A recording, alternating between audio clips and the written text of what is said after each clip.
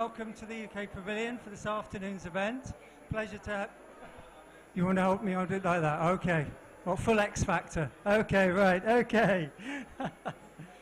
Right. So welcome to this event. Seaview, Enhancing Ocean Observations for Climate Action. And it gives me enormous pleasure to invite up to the podium to give some opening remarks UK Secretary of State for Environment, Food and Rural Affairs, Right Honourable Therese Coffey, and I would imagine that Therese will feel in her element here amongst some of the scientists, because you may not know, but it is Dr. Coffey who has a PhD in chemistry. So welcome, and I give you the floor.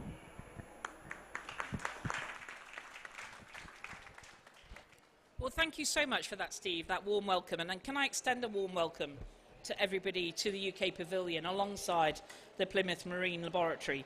And I'm proud that we continue to work together to support the Global Ocean Acidification Observing Network Hub, monitoring the impact on our region as part of that really important worldwide network. And as you've just said, I've got a PhD in chemistry. I didn't do anything rather as exciting as this. But I enjoy my visits, and the time I managed to get to PML, it was just when we'd had loads of snow in the UK. So I think I travelled about 150 miles, and it was almost impossible for the people from PML to get there. So it was one of those things. But, you know, dare I say, it's so exciting to have nature and ocean very much at the heart of COP27. Well done to Joanna from the UNFCCC, who seems to be the champion for making that happen and making sure that that comes together. And I'm very proud of the UK presidency, because we brought nature into the heart of COP26, and it's good and it must continue, especially as we are in the lead up to the Nature Convention, CBD, in Montreal next month, and we will be setting our challenging targets then.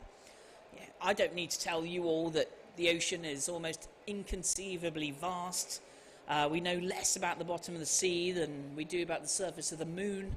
And I know many of you are working on changing that, including world-class British scientists. We have, of course, CFAS within the UK government, but also our team at the Joint Nature Conservation Committee. They've been mapping out a global atlas of coral reefs for the first time using satellite imagery. But everything, sadly, we already know about the ocean health is enough to know that one of the most important things we can do to improve the health of our ever warmer, increasingly acidic ocean, unless we take action, it will get worse and worse. But we know that by taking that, we'll be working towards the goals of the Paris Agreement. We all know, I hope, there is no credible pathway to tackling the causes or the impacts of climate change, or indeed putting the natural world on a road to recovery, as we must agree to do so, as say when we come together in Montreal in a few weeks' time. All of that has to involve the protecting and restoration of the health of the ocean, and in particular the carbon-rich biodiverse habitats like seagrasses, salt marshes and mangroves. I am absolutely mad for mangroves. They're magical, multi-purpose in what they do. They protect and sustain some of the world's poorest and most vulnerable coastal communities. But underpinning a lot of that is recognising that developing our scientific understanding of this complex marine environment is absolutely vital to make sure that when we take action, we achieve the greatest possible impact possible. And that's why marine science and ocean observation are at the heart of our blue belt of marine protection, that now spans an area of ocean larger than India, and that spans right around the world, around our overseas territories.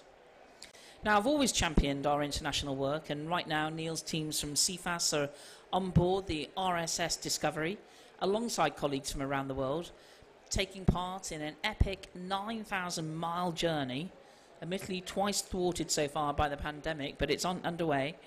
And they're there to explore the remote waters around St. Helena and Ascension Islands. And they're using cutting-edge kit like the Baited Remote Underwater Video Camera System, or better known as BRUVs. That's giving us new insights to elusive species like silky sharks. And we're ploughing our experience and expertise into our newly established £500 million Blue Planet Fund, supporting some of the world's most fragile and important ocean environments and the communities that rely on them, from the Caribbean to the Philippines. But we need a truly global push as well. So as well as bringing the whole of G7 together to make the most of the UN of decades of ocean science for sustainable development, that includes support for their new Blue Carbon Programme and graduate research scheme that will help us to all do more. We did secure, as I say, a more prominent role for the ocean in the climate conference under our presidency of COP26 as well, and serious backing, not just for the world's green forests, but the world's blue forests too. Frankly, this has all been a long time coming, and many of you have been instrumental in keeping up the pressure year on year, and in the months and years ahead, we're going to rely on ocean science and observation to make sure that all our efforts really count. I'm very conscious you've got an educated panel here. I must admit I'm not going to be able to stay for all of the session, but I know that I'll be getting back to Plymouth sometime soon, and indeed seeing some of our projects around the world as well. I honestly want to make sure we are committed to the best science, but turning those into the best outcomes for the vulnerable coastal communities around the world, and indeed the very safety of the ocean itself. So thank you for all the vital work that you do, and I wish you the best for the rest of the discussions. Thank you.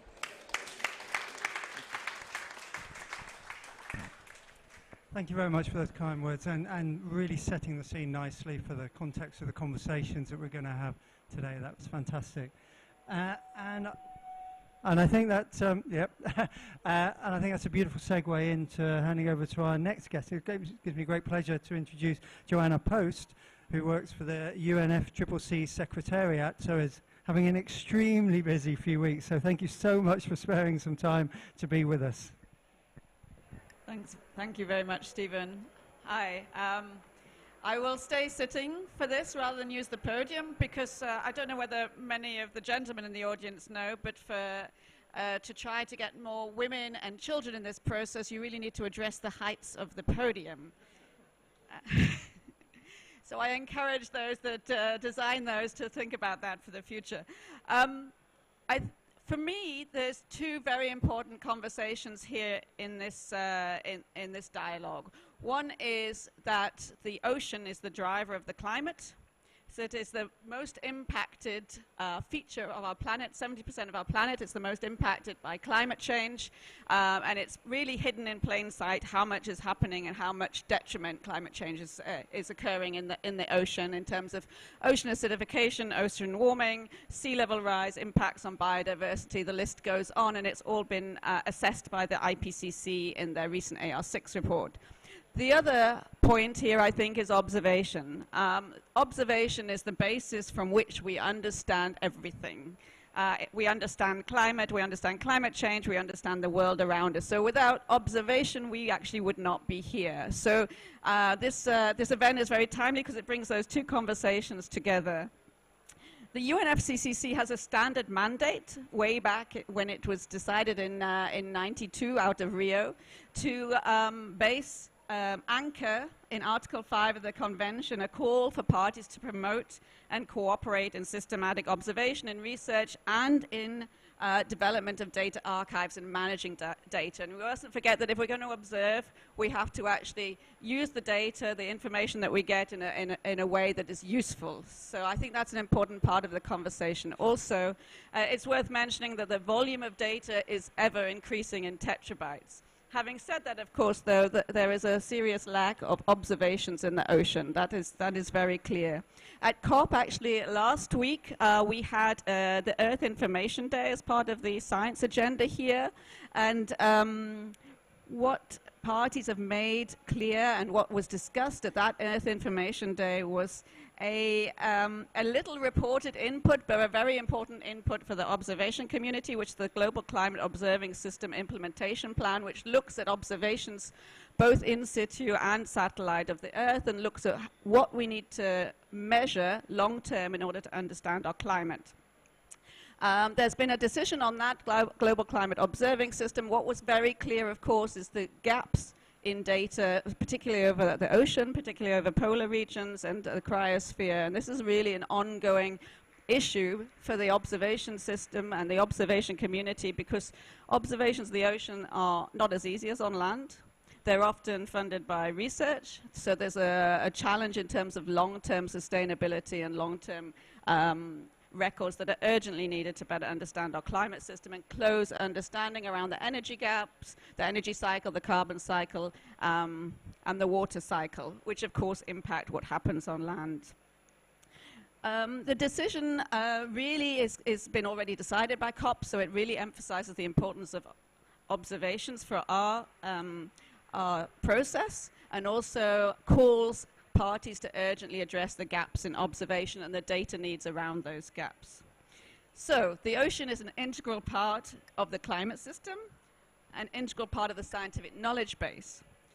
And this came together, of course, in the IPCC report. However, although the climate is driven by the ocean, it was only really last year in Glasgow that parties recognized how important ocean-based action was under the UNFCCC. In the Glasgow Climate Pact, there was some paragraph 60 and 61, I even know the numbers, in the Glasgow Climate Pact really emphasized how important ocean-based climate action would be, and bring that into the UNFCCC across the board. And they also recognized the importance of dialogue within that context and mandate an ocean climate dialogue, which took place for the first time under that mandate this year. I know I don't have too much time. I urge you to look at our ocean pages on the UNFCCC website to find out more information. But there were very clear messages from that dialogue in terms of the urgency for all countries to recognize how important the ocean is under the Paris Agreement.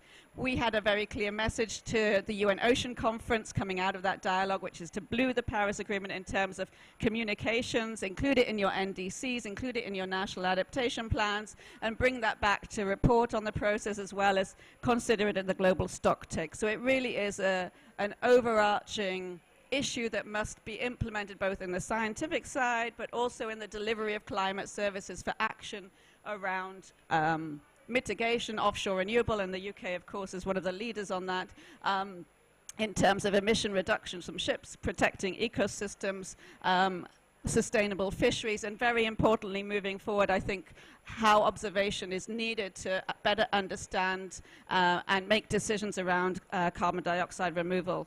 So with that, we are working very much, as you pointed out, to try and bring these messages and support that conversation with parties here at COP. One final point is that for the first time in 27 COPs, we have an ocean pavilion, which is just around the corner from the UK pavilion, and I think that should be celebrated after all this work.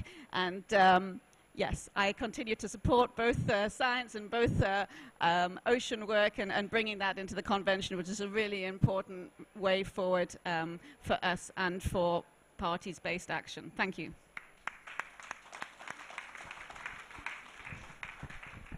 Yeah, thank you very much, Joanna. Yeah, one of our true ocean heroes. Thank you very much for all the work you've been doing over the many years, and the work you continue to do these few weeks and on into the future. You're very welcome to stay up here on the panel. If you wish to sit down, you may sit. You can sit there. So, which brings us to the next part of the event, which is a roundtable discussion. And with that, I'm going to introduce you to the panel. But first of all, I'll just, to those who don't know, my name is Steve Widdicombe. I'm the Director of Science from Plymouth Marine Laboratory. But I also have a vested interest in observations and a passion for observations as the co-chair of the Global Ocean Acidification Observing Network, and also a lead on the UN Ocean Decade Programme on Ocean Acidification, OARS, Ocean Acidification Research for Sustainability. So I have a bit of skin in the game, so I might be chipping in now and again when I get the opportunity. But now to our experts on the panel. Firstly, I'd like to introduce Neil Hornby, Chief Executive of Centre for Environment, Fisheries and Aquaculture Science in the UK. Welcome. Christelle Pratt, Assistant Secretary General for the Environment and Climate Action Organization of African, Caribbean and Pacific States. Welcome. Sorry. Next we have Suzanne El Garabawi, Vice Chair of... I'd like to try and get it right. I know Sophie might pick me up on her pronunciation in a minute. But Susan, welcome. Susan is the Vice Chair of IOC Africa and surrounding islands. She's also Goose Steering Committee expert on Group 5, Head of Marine Geophysics Department at the National Institute of Oceanography, Fisheries, Egypt. So welcome. And last but very much not least, I'd like to introduce you to Sophie Sayi. Sorry, CEO of the Partnership of Observations of the Global Ocean, POGO, who you may very well have been hearing POGO mentioned quite a bit around here, and has been a strong partner with PML supporting us as well as we try to engage in observations in the internet. That support is very much appreciated, but it's great to have you here. So as you see, we've got a panel with a deep understanding and knowledge of ocean science and ocean observation. So without more ado, I'd like to throw the first question into the ring. And I think I will start with you, Neil, on this one. And that's, when it comes to actions in the ocean, I'm very keen that we first of all address why we do things. It's really important to understand why we do things before we then start delving into the details of what it is we're actually going to do. So the first question is, why does the ocean matter for climate action, and why are observations so important for this? Thank you, Steve. Good afternoon, everybody. My name is Neil Hornby from CFAS. I'm really glad to be here this afternoon. CFAS is an organisation that's been collecting information on the ocean for 120 years, so really good to have the opportunity to talk a bit about where we go in future as well today. So the question is sort of, why does ocean matter for climate? I think we've heard a lot this week that ocean action is climate action, and I think that is now much more broadly accepted than it has been, and certainly over the last few COPs I've seen that grow and grow, from the Blue COP, COP25, to the UK's leadership at COP26 last year on ocean issues and climate, and then again over the last week or so, where again that phrase has been used repeatedly. And I think it's now broadly accepted that if we really want to tackle climate change, we need to protect the ocean. But the other question is, so why does ocean observations matter? And I think, I'm going to quote the American engineer William Edwards Deming on this, who said, without data, all you are is another person with an opinion. So we have to root what we do in the evidence, in the science, in the information, to understand what's going on in our marine environment, and hopefully how we develop some solutions to try and address that. It's also been incredibly important for showing us the changes we're already seeing from climate change in our ocean. So we've just had in the UK this year the hottest ever sea temperature recorded around the UK coast from one of our smart boys that's out there working 24 hours a day, 365 days a year, observing what's going on. Really vital to understand that in real time, to know what's going on, and to add to our understanding of things like sea level rise and ocean acidification. It's also vitally important because although we have lots of data, we still don't have enough. So I think it's still around 80% of the world's oceans have not been mapped, and lots more work kind of happening around that. It's happening very fast, lots of progress being made to understand what's going on in the ocean, but still not enough. But the other challenge, I think we might come on to this in other questions, is as that increases, the amount of data we're producing about what's going on in the ocean is increasing incredibly fast. We're seeing it in CFAS. I know other organisations are too. And unless we really think also about not just the data we're collecting, but how we use that data, how we interpret, analyse and visualise it, we're not going to get the most benefit from it. Thank you. Thank you. Can you hear me? Good afternoon. If I may just really quickly introduce the organisation I represent. No, you're perfectly fine, but it's the Organisation of African, Caribbean and Pacific States. It's made up of 79 member states across 6 regions, 47 sub-Saharan countries, so on the African continent, as well as SIDS. I'll talk about that in a minute. 16 small island developing states in the Caribbean, and 15 small island developing states in the Pacific region.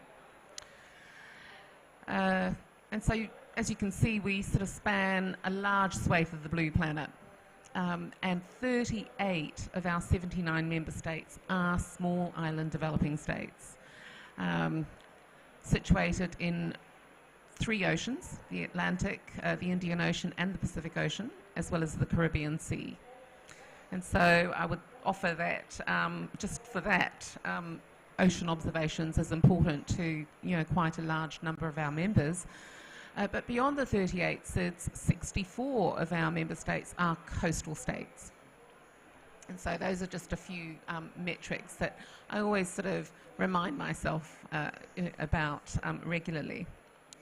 And so I guess it's without surprise that ocean and coastal resources are extremely important to many of our peoples and places, particularly for food and nutritional security, but also for livelihoods and economies. A large number of our countries depend on fisheries, for example, in terms of revenues and major contributions to their GDP.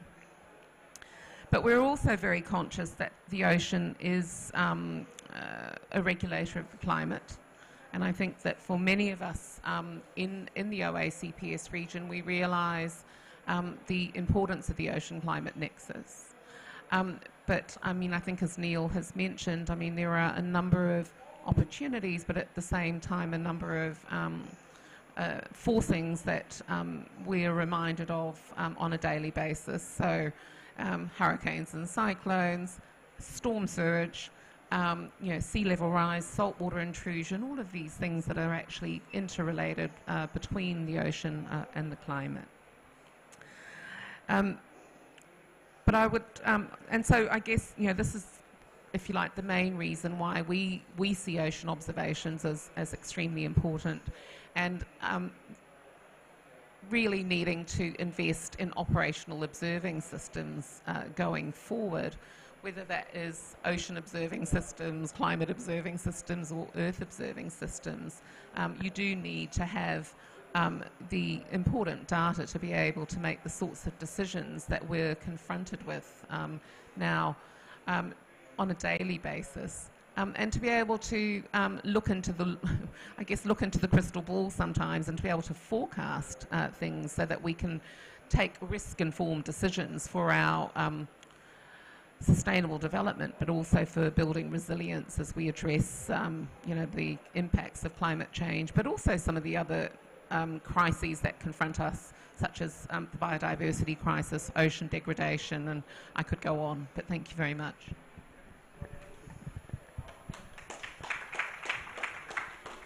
Excellent. Susan. Okay. First of all, good afternoon, and I'm so happy to be with you today, and thanks for inviting me to this estimate panel. Thank you, Steve, and thanks to Blemis. First, we would say that the climate is totally connected with the ocean, and what we all working on is to know what we will do after that, because climate change is global and it affects all the areas, all the countries, but its impact is more, for me, more to the developing countries due to the less of the capability they had, or the less of the studies they had, cruises and everything. So this is what we are working on the IOC Africa and also in GOES Africa. We have many programs that is connected to the climate change, like sea level rise and also storm surge, food security due to the fisheries. We all here in African countries affected by the less of the economic number of the fisheries we have in our waters, unfortunately, and this is due to also climate change and some other issues. The other thing was the affecting of our natural heritage from coral reefs, or mainly all ecosystems we had in our regions. Coral reefs, seagrasses, mangroves, all of those are affecting now. And we recognize that and monitoring that. And this is the great importance of observation, because without observation, we couldn't know that this issue is happening. And we should have those continuous observations so we could offer the decision makers or the policy here in each country and tell them we are really facing an important a problem, and this is severe changes are going on, and we have to take actions and we have to make programs. But we couldn't convey them without having this large number of data or historical data so we could show them what the graph is going and what we are expecting on the next years. We couldn't do that without observation. So this is observation, observation, observation is the most important thing in here. In Africa, we had two global network of observation that we are covering on, like IOC, Goose Africa and Mongoose. But unfortunately, Mongoose is only for the Northern African countries, including Egypt and Morocco are the only active countries in this network. And for the other African states, we had the Goose Africa, but the problem, as we say from the beginning, we have very shortage of observations. We had 56 member states, but only 20 of them are connected to the network. So we have lots of gaps, and we had those programs to try to overcome these gaps. If you would like me to continue, or we...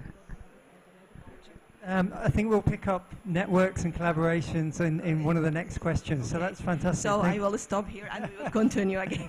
Thank you. Excellent. Sophie. Thank you. If I may also just briefly say that POGO is an international consortium of 55 oceanographic research institutions, and we're also very grateful to PML for hosting us in Plymouth. I'd like to borrow an analogy that you used, Steve, yesterday about comparing the ocean with a patient. So we often talk about monitoring or taking the pulse of the global ocean. So in the same way that to be able to find out if a patient is ill, if they have a high temperature, you need to know what the baseline temperature or normal temperature is. And similarly, to find out if they have low blood sugar or oxygen levels, you actually need to know what a normal level looks like. And we don't really know that for certain parameters in the ocean, particularly for marine life. We don't really have a suitable baseline for biodiversity. So to be able to look at the impacts of climate change on biodiversity, we really urgently need to establish that baseline before it's too late. Although we're very advanced with measuring temperature and salinity, for example, and we have already a long time series of those parameters in various parts of the ocean, we still need more data on those basic parameters to improve our climate models, particularly for forecasting extreme weather events, and that there's still quite a lot of uncertainty in those climate models currently. We also need to understand better the ocean's ability to continue taking up carbon dioxide at the rate that it has been up until now, because the projections and the targets that UNFCCC are setting are based on an assumption that the ocean will continue to absorb carbon dioxide at the levels that it has been, and I think if the ocean's ability decreases, then that's really going to make climate action even more urgent than it already is. Thank you. Thank you very much, Sophie. And I think that clearly illustrates the urgent need we have to not only undertake more observations, but to actually deal with the outputs of those observations in a way that isn't just about collecting stamps. It's about finding a way to put those observations into the hands of the people who really need it. Which brings me on to the next question, which is very much about, so we know there's an urgent need. So how do we go about doing it? I mean, what are the key aspects of marine observations that we want to embrace to ensure that our observations are effective? I mean, as an example from some of the work we do in Plymouth, we run the Western Channel Observatory, which is a long-term observing platform for integrating large numbers of different parameters. And for me, a real need for ocean observation is not just taking 1 or 2 measurements here and another different type of measurements here, but how we get an integrated view of the marine system to understand the interactions and the trade-offs as well. So it's not just measuring ocean acidification or deoxygenation or nutrients, but it's bringing everything together to create that holistic view. That's kind of my thing, but I know everyone here may have a different perspective and a new thing to bring to this. And I know, Susan, you were moving into this area just when you stopped last time, so I'm going to come to you first. The problem, as you say, that we need to have a database for all the collected observing data we had. But the problem, to some reasons, each country has its national observing, but to some reason, they didn't share their data. And we accept that.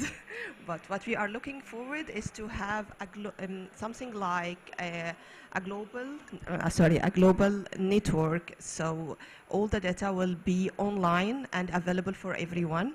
And the most important, it will be free, because all the students couldn't be able to pay extra fees for have this data for their studies or for making more modeling or something like that. So here in our area in Africa, we had this decade roadmap of ocean in Africa, and one of the major programs we did is the observing program for many of we are looking for, like sea level rise, pollution, acidification, and fisheries also. All of these programs, we are collecting data for them, and what we are planning for is all of those data will be available for all the African countries, so they could share whatever they would like, because as I told you before, not all the countries have the same capabilities here in this region, so we have to share our capabilities with each other. This is what we are going to do. Thank you. Excellent. Thank you very much. Yeah, and you're starting to talk about capacity building as well, which I think is absolutely critical. So, Christelle, can I hand over to you? Well, thank you for the question, and I think that you know, being an organisation that really is of the global south, we do need to be mindful of the capacities of our developing countries to be able to engage. And I think, as Suzanne has mentioned, you know, the opportunity to have access to open source data and information, but also to provide the enabling environment for our people to become involved in ocean observations. But I think beyond that, actually looking at, and I think it goes back to what you were saying, Neil, about taking all of that data and making sure that the types of services and applications that become available to our decision makers, you know, is packaged in such a way that it is accessible. And by decision makers, not just our politicians, not just our policy makers, but also our planners, and our practitioners, you know, our small-scale fishers that need to determine whether it's safe enough for them to go out to sea, or what they might do in terms of managing their resources, so there is sustainability and resilience within the systems that they manage, and so on.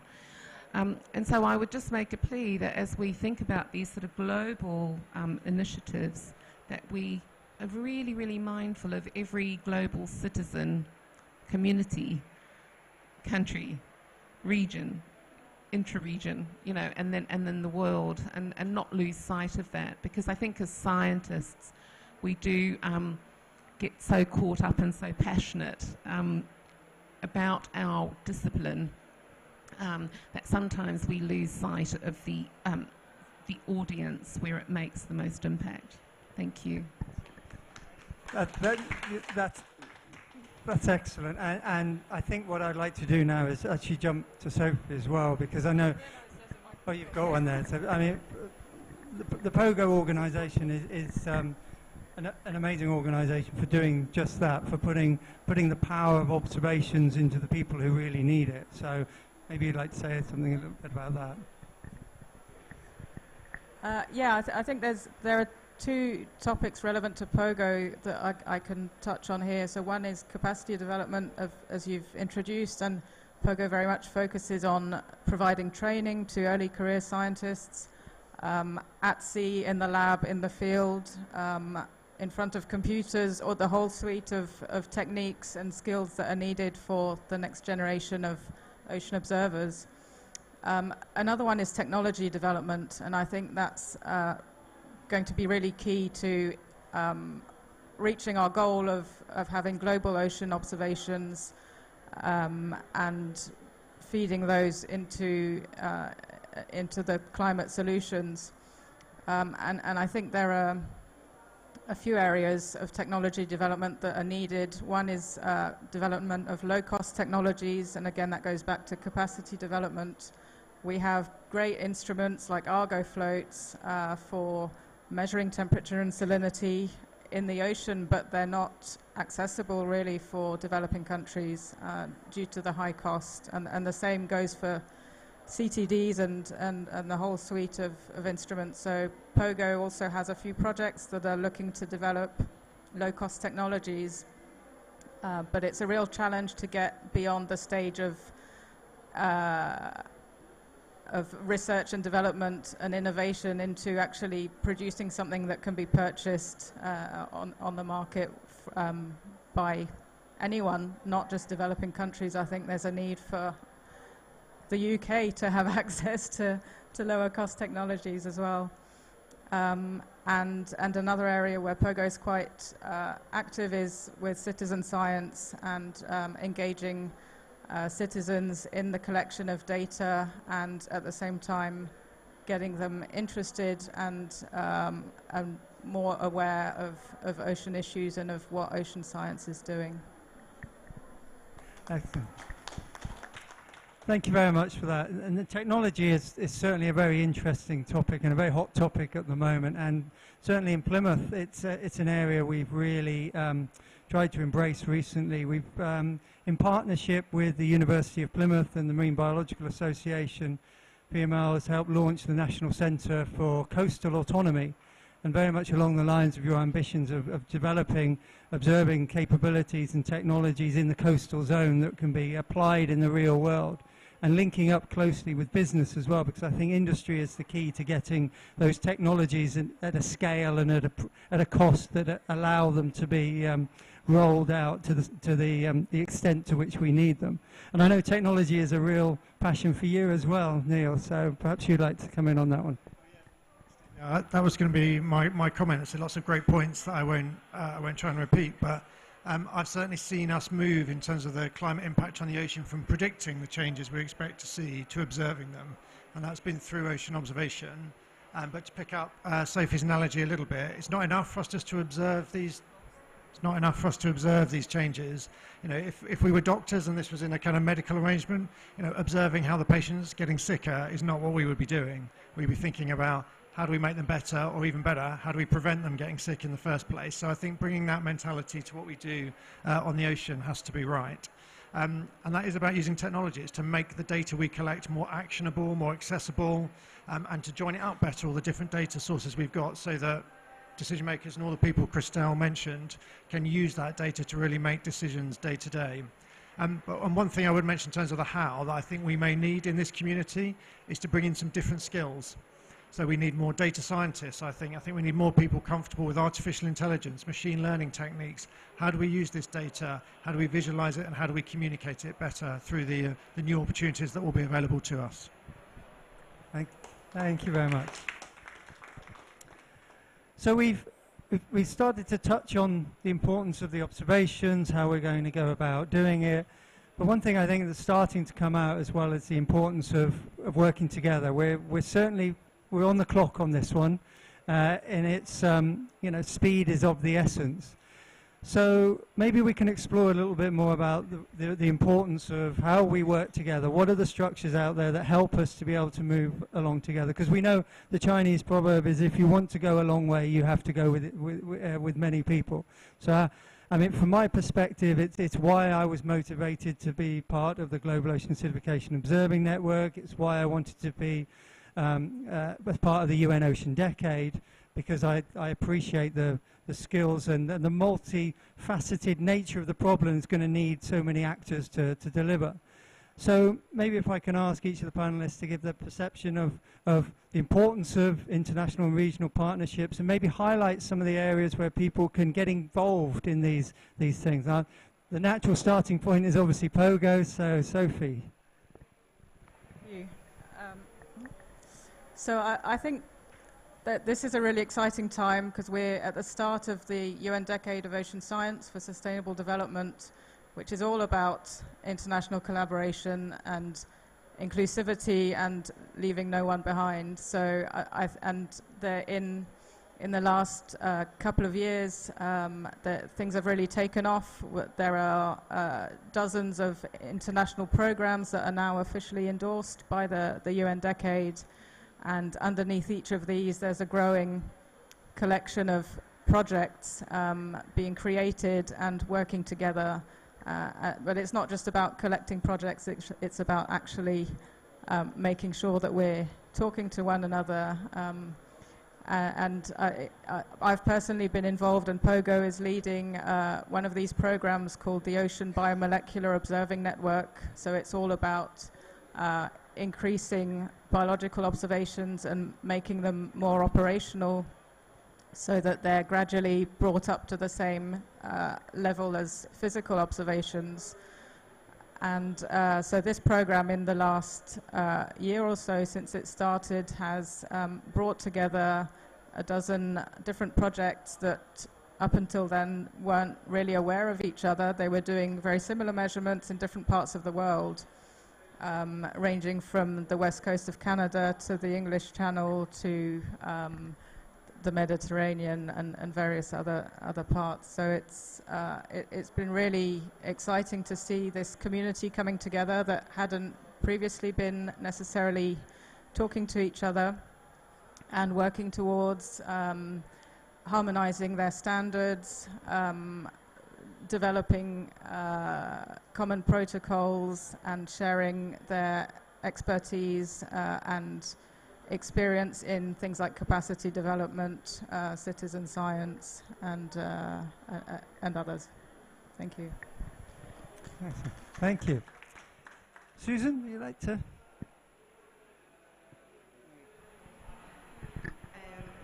For collaboration, as I told you before, that what we are working here is to have a regional program for all the African countries. And the African roadmap had been launched here in Egypt last May in 2022. And this is why Egypt is leading this for the whole of African countries. Who is responsible for this in Egypt is my institute, the National Institute of Oceanography and Fisheries, because this is our mandate here. And we start to first make a gap, we map the gaps for all the countries. So we could know now what is the priority for each country, and thus what is the most important program they could share with. Because all the countries are not having the same problems. As we here in Egypt, the major we face is sea level rise, especially in the north coast. So we are focusing on this with some other northern countries, but for other countries, they are looking more for food security. So we are working on them to advance the fisheries and aquaculture projects. Others are suffering from pollution. So this is the importance of mapping the gaps first, so we could have the right route and what each country really indeed need. Another thing was about the data. We collected data and we tried to put it on one data center for all to share, but it's not only collecting the data, it's how to validate this data, how we could ensure this data is right and real, and to validate it. So this takes much time and efforts to do, but we are doing this during this decade, sure. Thank you. Thank you very much. Christelle, so sharing and moving together as one. Thank you, and I think it's really the only way. And so, you know, as I started, you know, the organisation that I work for, 79 member states, all of the global south, spanning a large part of the blue planet. In fact, you know, stewards of above, on, below water, on and below the seabed. And so there is enormous opportunity and necessity for our member states to work together. So I'm glad that I've made a new friend, Suzanne, because I think that between the African regions, with the Caribbean region and with the Pacific region, and then with other regions beyond that, there is a lot to be gained. And I think in many respects, you know, the convening opportunities that we would bring, so that we do get the interregional, which is important, as well as intra-regional coordination and exchange becomes absolutely crucial. And so I would offer that as the OACPS, I really put my hand up to really reaching out to important partners who are doing this important work on ocean observations for the ocean health itself, but also for the ocean and climate and for the health of our planet, you know, of course, more generally and for humanity's sake. I'd like to, you know, really also in terms of how we work together, just make a tiny plug, and I think we've come quite a long way in the UNFCCC process on the acceptance or acknowledgement of this important nexus between ocean and climate. And so I really enjoyed the presentation by the, and I didn't catch your name, Joanna, what did you say? Alana. Joanna. I won't forget that, Joanna.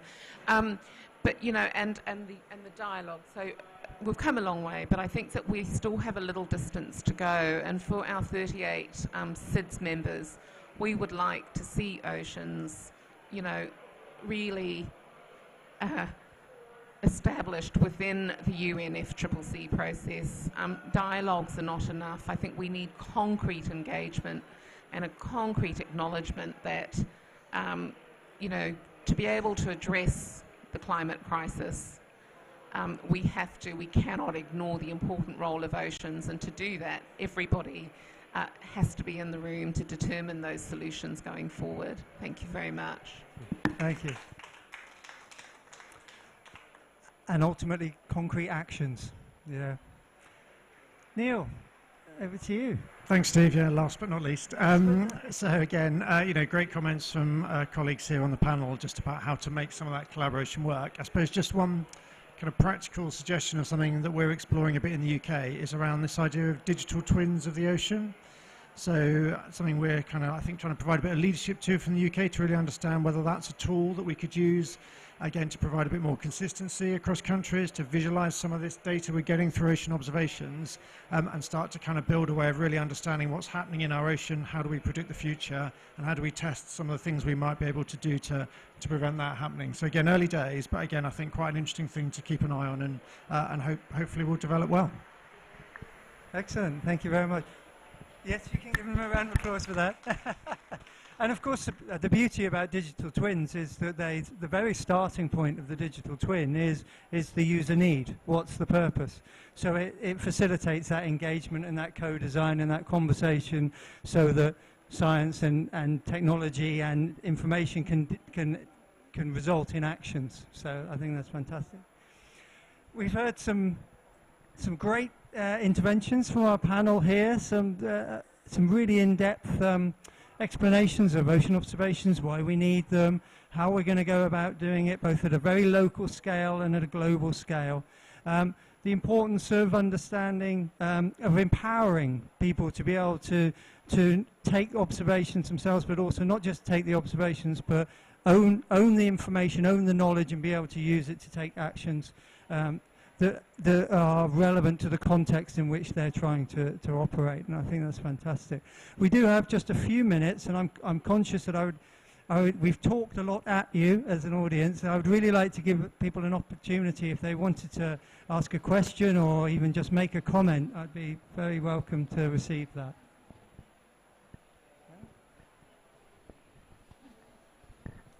Hello, Carol Turley, Plymouth Marine Laboratory. I'd especially like to ask Christelle and Suzanne what their vision of ocean observations would be in their jurisdiction, however large it is. Thank you. Thank you. You mean what we are doing here at ocean observation in our waters? This.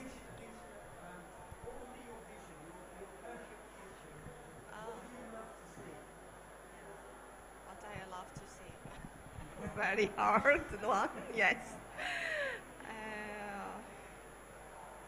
What I love to see really is we could find those all sheep sensors that could spread all over the waters to cover all our national waters, because we need this indeed to measure different observations, not only for tide or sea level, but for others like our eco environment, like observing our coral reefs, our mangroves, because we depend on them and economic and for tourists for sure. The other thing that I was looking for is to go more to deep observation. This is the most important we need, especially on our countries, for maybe have our resources at the deep sea, or we could look also for new environments in deep areas. So we need to work more on this deep sea observation. This is what I'm planning to have in the future. Thank you. Well, thank you for that, Carol.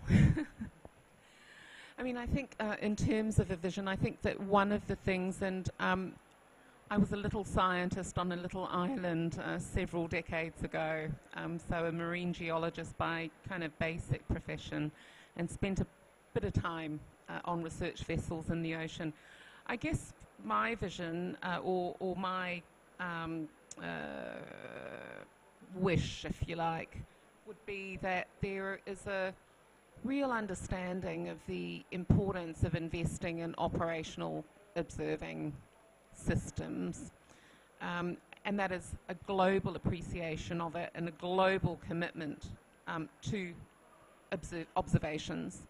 And why? Because from those, and if we work as a family, we will be able to produce the kinds of services, products, applications that can be used by those that are extremely sophisticated to those that are also, I mean, and I don't mean this in a pejorative way, but people that live simple lives yet are really important, you know, such as smallholder farmers, small-scale fishers.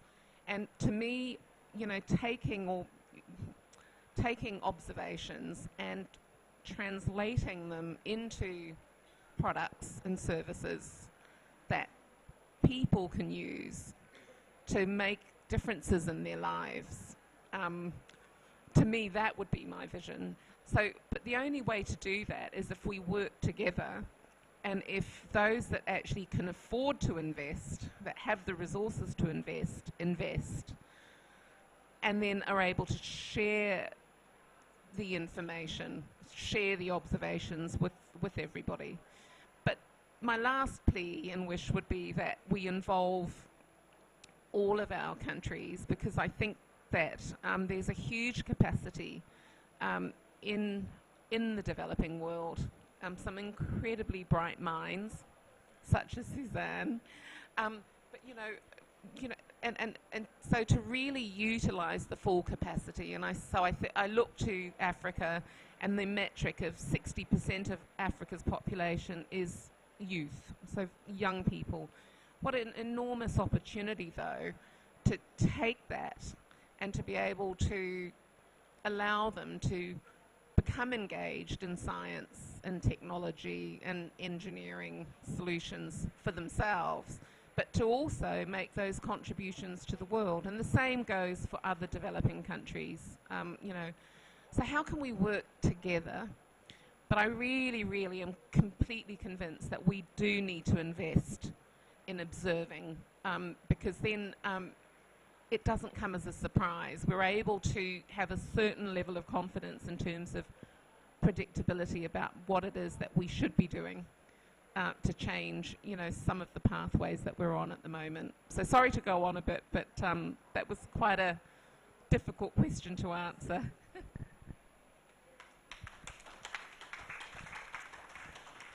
And I think that is an excellent way to finish this session. This concept of ensuring that ocean observations are in the ownership of all of us, because I think at the end of the ocean decade we will only really have succeeded if the ability to observe the ocean to the extent to which it allows you to make effective and effective actions to be able to manage sustainably the systems that you need to manage. It will only happen if we truly do that as a collective effort, and everyone has that power, because observations are power, and we need that power to be in the hands of the people who really need it, and that's all of us. So I thank you all for attending the session. I hope it has been interesting.